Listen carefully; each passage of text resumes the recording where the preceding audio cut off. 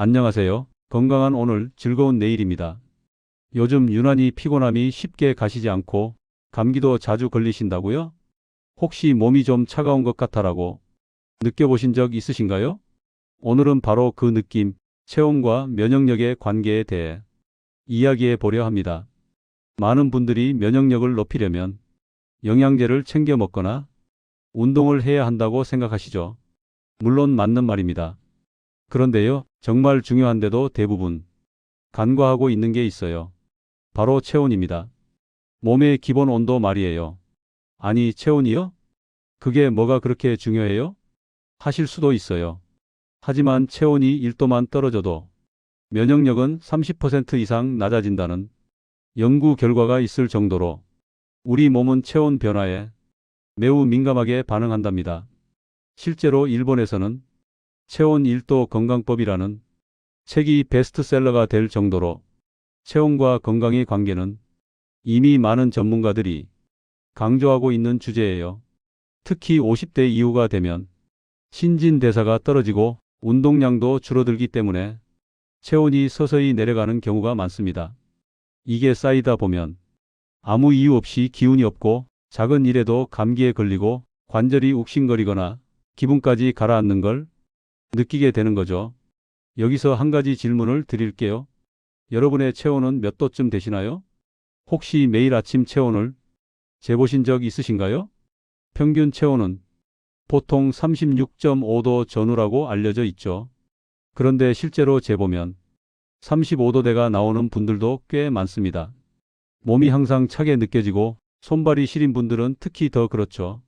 이런 분들은 아무리 잘 먹고 잘 자도 피로가 쉽게 쌓이고 면역력이 떨어질 수밖에 없습니다. 그렇다면 질문 하나 더 드려볼게요. 체온이 오르면 뭐가 달라질까요? 한 연구에 따르면 체온이 1도 올라가면 면역력은 최대 5배까지 향상된다고 합니다. 우리 몸에 있는 면역세포들의 활동력이 활발해지고 체내 혈액순환도 훨씬 원활해지면서 염증과 바이러스에 대한 저항력이 강해지는 거죠. 또 신진대사도 활발해져서 살이 잘 찌지 않는 체질로 바뀔 수도 있어요. 그야말로 건강이 근본부터 달라지는 겁니다. 이쯤 되면 궁금하시겠죠? 도대체 어떻게 해야 체온을 올릴 수 있을까? 그리고 무리하지 않고 생활 속에서 쉽게 실천할 수 있는 방법은 없을까? 그래서 오늘은 바로 그 해답을 준비했습니다. 과학적으로 입증된 생활 속에서 실천할 수 있는 체온 높이는 방법 5가지를 알려드릴 거예요. 그중 첫 번째는 많은 분들이 예상 못하실 수도 있는데요. 바로 매일 따뜻한 물을 마시는 습관입니다. 물 마시는 게 그렇게 큰 효과가 있어요? 이렇게 생각하실 수도 있지만요. 따뜻한 물은 우리 몸을 안에서부터 천천히 데워줍니다. 특히 아침에 일어나자마자 마시는 따뜻한 물 한 잔은 밤사이 식어있던 몸의 엔진을 다시 돌리는 역할을 해줘요. 혈액순환을 도와주고 장기의 활동도 부드럽게 만들어주니까요. 여기에 생강 한 조각이나 꿀 한 스푼을 넣으면 면역력 강화에는 금상첨화입니다. 혹시 오늘 아침은 차가운 물을 드셨다면 내일은 따뜻한 물 한 잔으로 시작해 보시는 건 어떨까요? 작지만 꾸준한 변화가 건강을 바꾸기 시작하는 첫걸음이 될 수 있거든요. 그리고 두 번째 방법은 걷기입니다. 뭐야, 그 흔한 운동 얘기잖아. 하실 수도 있지만요. 이 걷기가 단순한 운동이 아니라는 사실 알고 계셨나요? 걷기는 단순히 다리 근육을 움직이는 것 같지만 실은 우리 몸 전체를 순환시키는 최고의 체온 상승 운동입니다. 특히 중장년 이후에는 땀을 낼 일이 적어지기 때문에 하루 20에서 30분 정도의 꾸준한 걷기만으로도 체온이 서서히 올라가게 되죠. 근데 요즘 밖에 나가기 힘들어요. 하시는 분들도 계시죠? 맞습니다. 날씨가 춥거나 미세먼지가 심할 때는 쉽지 않죠. 그럴 땐 집 안에서라도 실내 걷기, 제자리 걷기, 심지어 TV 보면서 움직이는 것만으로도 충분해요. 중요한 건 어제보다 오늘 조금 더 움직이는 것입니다. 그게 쌓이면 어느 순간 몸이 덜 춥고 손발이 따뜻해지는 걸 느끼실 거예요. 그리고 체온을 올리는 세 번째 방법, 바로 복부를 따뜻하게 유지하는 것입니다. 몸이 춥다는 느낌은 대부분 복부에서 시작된다는 말 들어보셨을 거예요. 우리의 장기들이 모여있는 복부는 체온 유지를 위한 핵심 부위예요. 따뜻한 찜질팩을 아랫배에 얹고 15분 정도만 있어도 몸 전체가 후끈후끈해지는 경험 해보신 분들 계시죠? 특히 저녁에 자기 전 배에 찜질을 해주면 숙면에도 도움이 되고 장 기능도 좋아지면서 변비나 소화 불량에도 효과를 볼 수 있습니다. 그리고 여성분들의 경우에는 생리통이나 냉증 개선에도 도움이 크죠. 찬 음식을 피하고 따뜻한 음식을 섭취하는 것 역시 복부 체온 유지에 매우 효과적입니다. 가끔은 소화가 잘 안 되고 속이 더부룩하다고 느끼는 분들, 혹시 냉장고에서 꺼낸 찬 반찬, 찬 물을 자주 드시지는 않으셨나요? 하루만 따뜻한 음식과 물로 바꿔보세요. 소화력도 훨씬 좋아지고 몸이 가볍게 느껴지실 거예요. 이제 네 번째 방법으로 넘어가 볼까요? 많이들 알고 계시겠지만 의외로 잘 실천되지 않는 방법이 있습니다. 바로 입욕 또는 반신욕입니다. 단순히 목욕이 아니라 일정한 온도의 물에 몸을 담그는 것은 그 자체로 체온을 올리는 매우 강력한 수단입니다. 특히 38에서 40도 정도의 따뜻한 물에 15분 정도 반신욕을 해보세요. 하루에 피로가 풀리는 건 물론이고 몸속 깊은 곳에서부터 따뜻해지는 걸 느끼실 수 있습니다. 단, 반신욕은 가슴 아래까지만 담그고 물을 너무 뜨겁게 하지 않는 게 중요해요. 그리고 목욕 후엔 따뜻한 물 한 잔을 꼭 마셔주세요. 땀을 흘린 만큼 수분 보충도 필수거든요. 욕조가 없는데요 하시는 분들도 계시죠. 그럴 땐 족욕이라도 꼭 해보세요.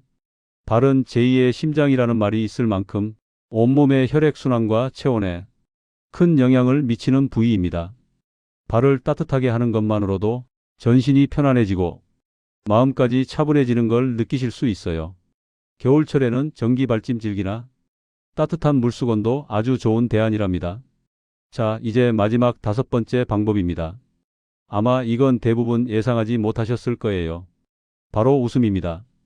웃는다고 체온이 올라가요? 네, 정말입니다. 과학적으로도 이미 증명된 사실이죠. 웃을 때 우리 몸에서는 세로토닌과 엔도르핀이라는 호르몬이 분비되는데요. 이 호르몬들은 기분을 좋게 만들 뿐 아니라 혈관을 확장시키고 혈류를 촉진해 체온을 올려줍니다. 웃음은 심장 박동을 증가시키고 마치 가벼운 유산소 운동처럼 작용해서 면역력 강화에도 효과적이에요.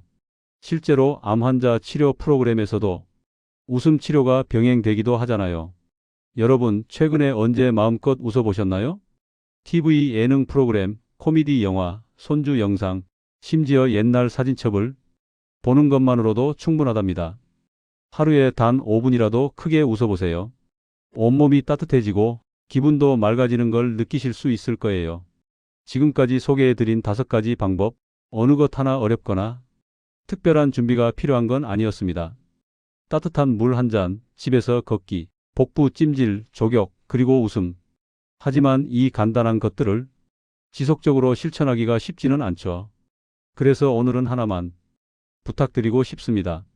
지금 이 영상이 끝나고 나면 가장 쉬운 한 가지부터 꼭 시작해 보세요. 내일로 미루지 말고 바로 오늘 해보시는 겁니다. 예를 들면 이런 식이죠.